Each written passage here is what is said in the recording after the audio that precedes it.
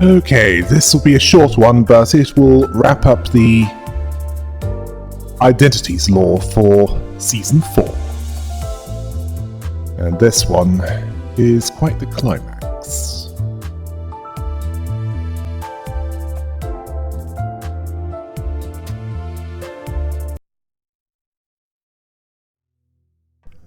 Finally, we have Wild Hunt Heathcliff.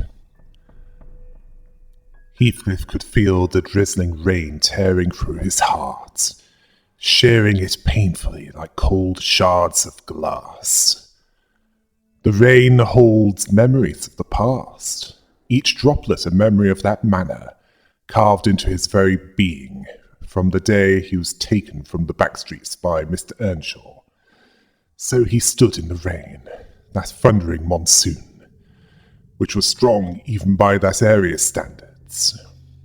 Every cold sensation was a painful reminder that he must deliver retribution. Vengeance was coming to tear those accursed apart. There was no shelter or umbrella to shield him from the rain. Nothing gave him any reprieve from the rain. Not even the thinnest layer of fabric to stop it from tearing into his skin.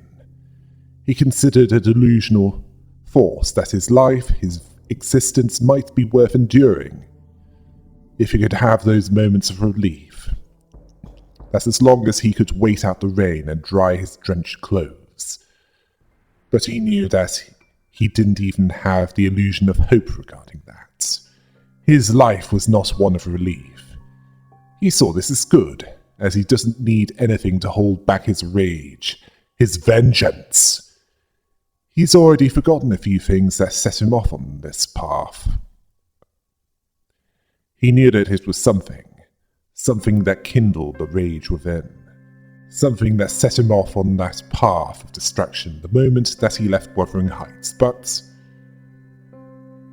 he dismissed these as meaningless ruminations. There's no straying from the path of retribution. To those at the manor who ruthlessly pelted him with cruel, heavy rain and more direct attacks on him, he'll bring them a flesh-rending, bone-shattering tempest of ruin. It's all he needs to continue living. It's reason enough. He was in the forest on a high, silent hill. He was observing Wuthering Heights from there. The forest was overgrown, the storm making its landing over his location. This sight fueled his rage, a funnel for his boiling hatred. He observed the butlers drying the dirty laundry, guests coming and going from the manor for the occasional banquet. He recalled the fleeting pockets of joy. He remembered Chief Butler Ryushu, who cared about him despite her disposition suggesting otherwise. He dismissed the positive memories as illusions. His pain faded away his memories, twisting them into sentimental reminiscences. A trick of the mind, beguiling him, an attempt to paint over the hurt with joy. His memories had long faded, yet even there he wasn't alone. He struggled to remember that. He stopped himself. He will obliterate his past and his memories. Then his mind will no longer deceive him. His memories were seen as pointless, hers painted over with false joy. He saw nothing left for him. Yes, nothing left to him in that manner that was worth salvaging. He asked himself, when was it? Was it the first day that he wielded his unique blade? Or was it the day when he first met and observed many variants of himself in other worlds? Or was it the day of the assault upon Gregor's mansion, when he tore through countless butlers and made a mountain of their corpses? He didn't know how it came to be, but he gained the ability and also learned how to command the dead. He had to be his own teacher. His transformation was inevitable, as it was for his countless selves, surrounded by the screeching, pouring hatred of the dead. Yet he found it amusing how unfair this was, how illogical the nature of that world was, that the dead had no choice but to provide their loyalty to him despite it all. After he made the Mountain of Corpses, he led the march of the Wild Hunt towards Gregor and tore his useless arm off his torso, and declared that he'd soon host a banquet of his own at Wuthering Heights, wanting him to have a generous amount of time to prepare. He wanted Gregor to temper and whet his saber, keen with hatred of his flame. Chief Butler Otis, who still seeks the long-dead Mrs. Earnshaw, she'll be brutal towards him. His old caretaker, Ryushu, whose heart would be gashed by betrayal, will strike him with thunderous rebuke. They join his banquet with utter preparation. Only then he shall enact a truly meaningful revenge. He shall await them with his march, to see them charge into them, all that emotion in their bloodshot eyes, the tension pulsating in their veins, yet in the end he will crush them all. After that, at the top of Wuthering Heights, in the crumbling ruins of the manor, he'll stand alone. There he shall release his endlessly festering woe and rage at... He couldn't remember who was to hear his cry, who he was to pour his heart out. Everything that he did hinged on... It was all too... Then he noticed that it was raining again. But this was not enough to summon that memory. So he dismissed this as nothing more important than all the pain that he has in him. It meant nothing to him, but he suspected that it might once he raised Wuthering Heights to ashes. He'll have reached where he wanted to go, his vengeance complete, regardless of how lost his memories were, believing the manor to be full of lies. All that he had in him was unclear memories, and the words someone once said to him. This is clearly a version similar to Old King Heathcliff, yet, while he's not extending his wrath to variants of those that tormented him in that universe to other universes, he does want them to know his wrath. Gregor heir the Edgar family, Otis the chief butler of Wuthering Heights that tormented him, along with others, Ryushu the butler under Gregor that somehow cared about him. Or at least, that's what she wanted him to think. This isn't the same as Old King Heathcliff, as Linton, Josephine and Nellie were rule swapped. Then there's the source of his wrath. This is one world where the memory of Catherine's existence wasn't entirely removed, although it's unclear if she was erased from existence or if it was just the memory of her being erased. It wasn't perfect in this world, as the history and motivations of this Heathcliff was similar, but not identical to Earl King Heathcliff.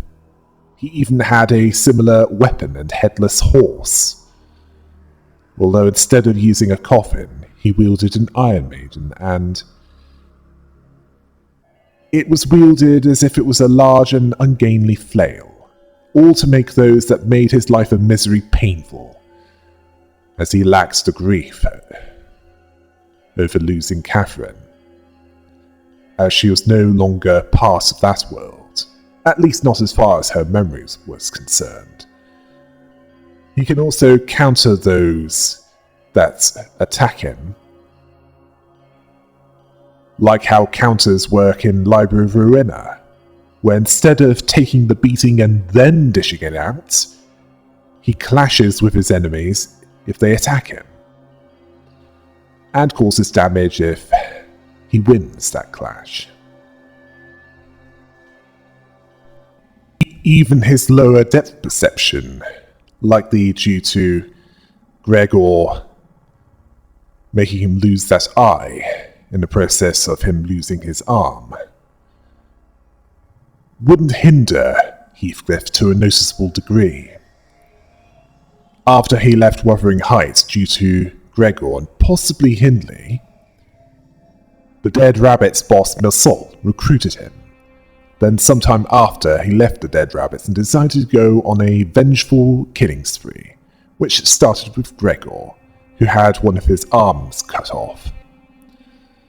Although Heathcliff didn't come out of that unscathed based on the loss of his eye. But that wouldn't stop Heathcliff.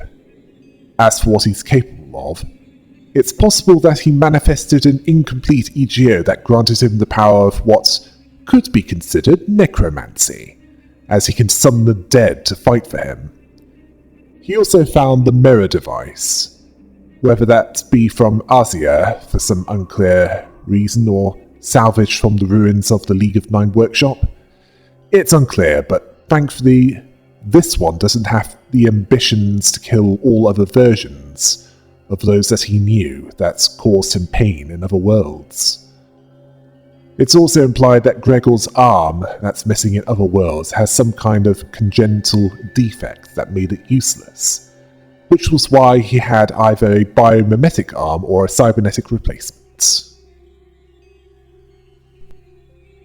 One thing that's common with the Heathcliffs throughout the multiverse are their blunt force approach to doing things, fueled by a determination that at times doesn't entirely rely on rational thoughts, which surprisingly works in some cases, such as the She Association, Seven Association, and the Oevi Association. The She Association, because of his approach to assassination, as in kill any that can detect him. With the Seven Association, he stuck less to the facts than others, and with the Oevi, he just followed the contract to the letter. Although there are those that were still chained to the past by Catherine, although this was before Chapter 6 was completed, but, well, after Chapter 6 was completed, the memory of Catherine, at least in worlds where she was previously mentioned, was erased. This was likely what was troubling Wild Hunt Heathcliff, and as for Harpooneer Heathcliff, unlike Creequeg, the one that he was role-swapped with, he had someone on the mainland worth caring about, even considering that he used to be with the Middle, and was working on getting rid of his tattoos. Although, as the templates for the Rabbit team, his clones had a bit too much fun killing, likely a side effect of what was in that suit of his. Although, multi-crack office Heathcliff, he was devoid of pain, and he learned the hard way that life without pain had no meaning, although the ticking of the clock helped him maintain his sanity, as in the clock in this fixer office that he was a part of. Much like it did with the main version, with reverting him from his distorted form. His sanity restored by Dante's ticking clock without needing moonstones, which could have helped Wild Hunt Heathcliff, who represented what Heathcliff would have become if he let his rage consume him, turning him into a vengeful monster without needing to distort. He, like Sunshower and Harpooneer Heathcliff, was chained to the past, although Wild Hunt Heathcliff was the worst of these. Although, thankfully, unlike King Heathcliff, he confined his vengeful fury to his home universe, rather than spreading it to others. It's clear that if Heathcliff didn't control the rage that was within him, it will control him.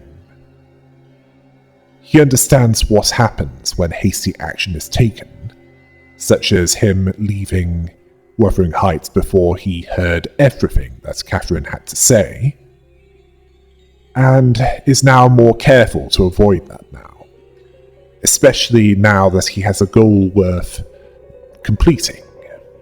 finding a way to restore Catherine's existence, even if only he and Dante, as far as he was aware, still had memory of her.